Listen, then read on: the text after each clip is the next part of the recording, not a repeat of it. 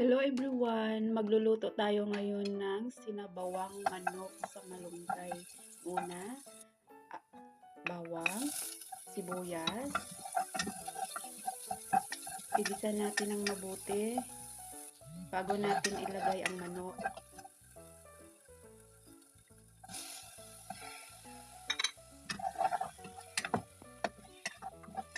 Sangkutsahin lang natin ito. Ayan, wala ko na palang napakita ang pagsangkutsa ko. Nilagyan ko na kaagad ng tubig. Nakalimutan ko, wala ko pala na-on ang kamera ko.